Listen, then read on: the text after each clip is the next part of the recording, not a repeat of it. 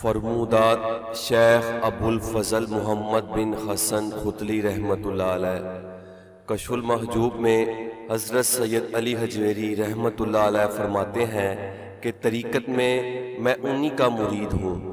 آپ علم تفسیر اور روایات کے بہت بڑے جید عالم تھے اور تصوف میں حضرت جنید بغدادی رحمۃ اللہ علیہ کے مکتبہ فکر سے تعلق رکھتے تھے۔ آپ حضرت شیخ خسری رحمۃ اللہ علیہ کے مرید اور محرم راز ہیں، جبکہ شیخ ابو عمرو قازوینی اور ابو الحسن سالبہ کے ہم اثر میں سے ہیں۔ آپ نے مکمل 60 سال تک گوشہ نشینی اختیار کیے رکھی، یہاں تک کہ لوگ آپ کو بھول گئے۔ آپ نے زیادہ تر وقت لقام نامی پہاڑ دمشق ملک شام پر گزارا اور طویل عمر پائی۔ آپ بہت سی روایات اور دلائل کے مالک تھے۔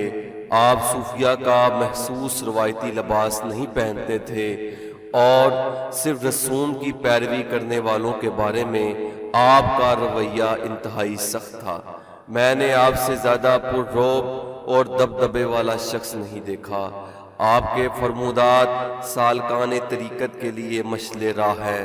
کشف المحجوب میں آپ کے چند فرمودات ناظرین کی پیش خدمت ہے۔ حضرت ابو الفضل ختلی رحمۃ اللہ علیہ نے فرمایا کہ دنیا ایک دن کی مانند ہے اور ہم نے اس ایک دن میں روزہ رکھا ہوا ہے۔ حضرت داتا علی حجویری رحمۃ اللہ علیہ فرماتے ہیں، اس کا مطلب یہ ہے ہم دنیا سے کچھ نہیں حاصل کرنے کی کوشش کرتے اور ہم اس کی بندش چاہتے ہیں، کیونکہ ہم اس کی آفات کو دیکھ چکے ہیں، اس کے خجابات سے باخبر ہو چکے ہیں، اس لیے ہم اس سے دور بھاگتے ہیں۔ حضرت ابو الفضل ختلی رحمۃ اللہ علیہ نے فرمایا کہ قبض اور بسط دونوں کا مفہوم ایک ہے، کیونکہ یہ دونوں اللہ تعالیٰ کی طرف سے بندے کے حال میں شامل ہوتے ہیں، کیونکہ جب ان کے معنی کا دل پر اثر ہوتا ہے اس وقت یہاں تو بندے کا باطن مسرور ہوتا ہے اور نفس مغلوب ہو جاتا ہے، یا پھر باطن مغلوب ہوتا ہے اور نفس مسرور ہو جاتا ہے۔ ایک صورت میں دل میں قبض ہوتا ہے اور نفس کشادہ ہو جاتا ہے، اور ایسی صورت میں دل میں کشادگی آتی ہے اور نفس قبض کی کیفیت میں چلا جاتا ہے۔ جو اس بارے میں اس کے علاوہ کوئی اور رائے رکھتا ہے وہ اپنے وقت کو ضائع کرتا ہے۔ حضرت ابو الفضل ختلی رحمۃ اللہ علیہ نے فرمایا کہ مجھے اس شخص پر حیرانگی ہوتی ہے جو یہ کہتا ہے کہ اللہ تعالیٰ کے ساتھ انس ممکن نہیں ہے، جبکہ اللہ تعالیٰ نے خود یہ ارشاد فرمایا ہے، اور جب میرے بندے تم سے میرے بارے میں دریافت کریں تو تم کہہ دینا میں قریب ہی ہوں۔ سورہ بقرہ آیت نمبر 86۔ ایک اور مقام پر ارشاد باری تعالیٰ ہے، اے میرے بندو آج تم پر کوئی خوف نہیں ہے اور نہ ہی تم غمگین ہوگے۔ زخرف آیت نمبر 8۔ حضرت سید علی حجویری رحمۃ اللہ علیہ فرماتے ہیں، تو لازمی سی بات ہے جب انسان اللہ تعالیٰ کے اس فضل کو دیکھتا ہے تو اس سے محبت کرتا ہے، اور جب محبت کرتا ہے تو اس سے مانوس بھی ہو جاتا ہے، کیونکہ دوست سے خیبت کی کیفیت میں ہونا غیر ہونے کی علامت ہوتی ہے، جبکہ انس یگانگت کی علامت ہوتی ہے۔ تو آدمی کی یہ خصلت ہے، وہ نعمت عطا کرنے والے کے ساتھ انس رکھتا ہے، اور جب اللہ تعالیٰ کی ہم پر بے شمار نعمتیں ہیں اور اس نے ہمیں اپنی معرفت بھی عطا کی ہوئی ہے تو پھر خیبت کس حوالے سے کریں۔ حضرت ابو الفضل ختلی رحمۃ اللہ علیہ کا ارشاد ہے کہ مرید اور عارف شخص شرب کے بغیر ارادت اور معرفت سے بیگانہ ہوتے ہیں۔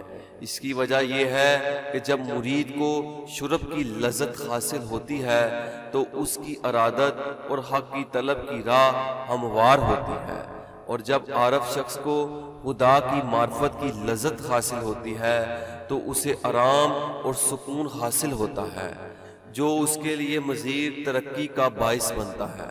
شرب کی طرح ذوق بھی ایک کیفیت ہے، لیکن فرق یہ ہے کہ شرب کا تعلق صرف آرام اور راحت کے ساتھ ہوتا ہے، جبکہ ذوق کا تعلق تکلیف اور راحت دونوں کے ساتھ ہوتا ہے۔ حضرت ابو الفضل ختلی رحمۃ اللہ علیہ کا ارشاد ہے کہ میں اس دعوے دار پر بہت حیران ہوتا ہوں جو یہ کہتا ہے کہ میں دنیا ترک کر چکا ہوں حالانکہ اس کی حالت یہ ہوتی ہے کہ وہ ہر وقت کھانے کی فکر میں ہوتا ہے۔ یہ بات ضروری ہے کہ آدمی دائیں ہاتھ سے لقمہ لے اور اپنے لقمے کے علاوہ کسی کی طرف نہ دیکھے۔ کھانے کے دوران پانی کم پیے اور اس وقت پیے جب پیاس محسوس ہو، اور اتنا پانی پی لے جس سے جگر تر ہو جائے۔ آدمی بڑا لقمہ نہ لے اور لقمے کو چبا کر کھائے۔ کھاتے ہوئے تیزی سے نہ کھائے کیونکہ اس کے نتیجے میں بد ہضمی پیدا ہو جاتی ہے۔ ویسے بھی یہ طرز سنت کے خلاف ہے۔ جب آدمی کھا کر فارغ ہو جائے تو اسے چاہیے کہ اللہ تعالیٰ کی حمد اور اس کا شکر ادا کرے اور پھر ہاتھ دھو لے۔ اگر کچھ لوگوں کے ساتھ 2 یا 3 آدمی چھپ کر کسی دعوت میں شریک ہو جائیں اور اس دعوت میں سے کچھ کھا لیں تو بعض مشائخ کے نزدیک ان کا یہ کھانا حرام ہوگا اور یہ صحبت کے حقوق میں خیانت ہوگی۔ حضرت ابو الفضل ختلی رحمۃ اللہ علیہ اپنے مریدین کو یہ تاکید کیا کرتے تھے کہ تم لوگ اس وقت تک نہ سونا جب تک نیند کا غلبہ نہ ہو جائے، اور جب ایک دفعہ اٹھ جاؤ تو دوبارہ نہ سونا، کیونکہ دوسری مرتبہ سونا حق کے طلبگاروں کے لیے حرام ہے۔ اس کی وجہ یہ ہے کہ نیند اور بیکار ہونا انسان کو سستی اور غفلت کا شکار کر دیتا ہے۔ اس موضوع پر بزرگوں نے طویل گفتگو کی ہے۔ حضرت ابو الفضل ختلی رحمۃ اللہ علیہ نے فرمایا کہ سکر بچوں کا کھیل ہے جبکہ سہو مردوں کا میدان ہے۔ حضرت ابو الفضل ختلی رحمۃ اللہ علیہ نے فرمایا اگر ولی اپنی ولایت کو ظاہر کر دے اور ولی ہونے کا دعویٰ بھی کر دے تو اس کے نتیجے میں اس کے حال کو کوئی نقصان نہیں ہوتا، لیکن اس کے لیے یہ بات شرط ہوگی کہ وہ عاجزی اور انکساری کے طور پر ایسا کرے۔ لیکن اگر وہ تکلف کے ساتھ ایسا کرتا ہے تو یہ رغونت یعنی تکبر شمار ہوگی۔ حضرت ابو الفضل ختلی رحمۃ اللہ علیہ نے فرمایا کہ سماع عاجز لوگوں کا سامان ہے۔ جو شخص منزل تک پہنچ جاتا ہے وہ سماع سے بے نیاز ہو جاتا ہے۔ آپ صوفیہ کا محسوس روایتی لباس نہیں پہنتے تھے اور صرف رسوم کی پیروی کرنے والوں کے بارے میں آپ کا رویہ انتہائی سخت تھا۔ میں نے آپ سے زیادہ روب اور دبدبے والا شخص نہیں دیکھا۔ حضرت داتا علی حجویری رحمۃ اللہ علیہ فرماتے ہیں کہ آپ نے مجھ سے ارشاد فرمایا اے میرے بیٹے، میں تمہیں عقیدے کا ایک مسئلہ بتاتا ہوں، اگر تم اس پر عمل پیرا رہو گے تو ہر طرح کے رنج اور تکلیفات سے بچے رہو گے۔ یہ بات یاد رکھنا، ہر جگہ اور ہر حالت اللہ تعالیٰ کی پیدا کردہ ہے، ہوا وہ بظاہر نیک ہو یا بد ہو۔ اس لیے تمہارے لیے یہ مناسب ہے کہ تم اللہ تعالیٰ کے کسی بھی فعل پر کوئی اعتراض نہ کرو اور اپنے دل میں اس بارے میں کوئی الجھن محسوس نہ کرو۔